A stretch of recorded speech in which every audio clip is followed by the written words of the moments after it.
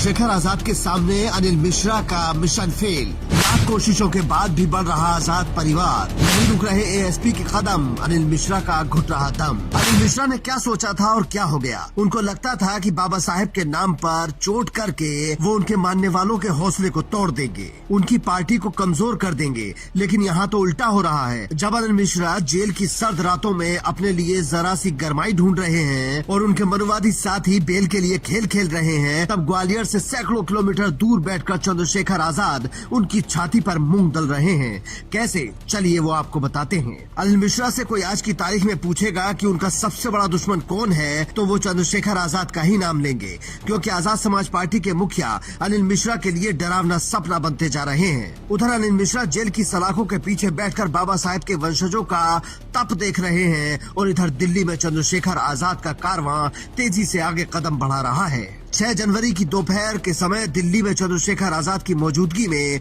रालोद यानी राष्ट्रीय लोकदल के पूर्व जिला अध्यक्ष राव कैसर सलीम ने आजाद समाज पार्टी ज्वाइन की। वो सहारनपुर में राजनीति का जाना माना चेहरा है। राव कैसर सलीम के साथ बड़ी संख्या में उनके कार्यकर्ता भी आजाद समाज पार्टी में शामिल हुए। उसके बाद शाम होते होते एक और तस्वीर आ गई, जिसमें विश्वकर्मा शक्ति संघ के राष्ट्रीय अध्यक्ष ईश्वर चंद्र विश्वकर्मा ने अपने सैकड़ों साथियों के साथ आजाद समाज पार्टी का दामन थाम लिया।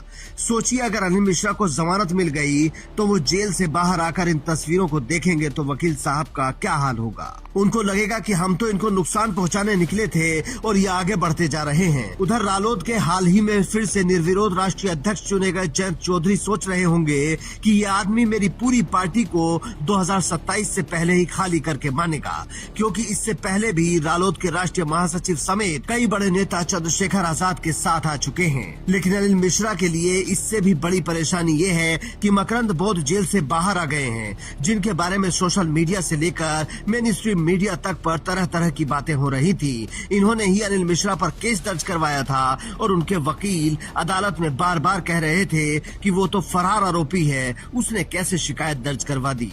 ये केस ही गलत है, गिरफ्तारी भी गलत है। लेकिन मकरंद बौद्ध ने पहले सरेंडर किया और अब जेल से छूटकर बाहर आ गए हैं और अनिल मिश्रा के खिलाफ लड़ने को तैयार हैं। तो जो केस था वो एक पुराना गिरफ्तारी वारंट का केस था 188 का, और उसमें आज उन्हें जेल से बेल मिल गई और मकरंद भाई सेंट्रल जेल की दीवारों को फांद करके संवैधानिक दायरे में बाबा साहब अम्बेडकर के दिए अधिकारों के दम पर आज जेल से बाहर आ गए।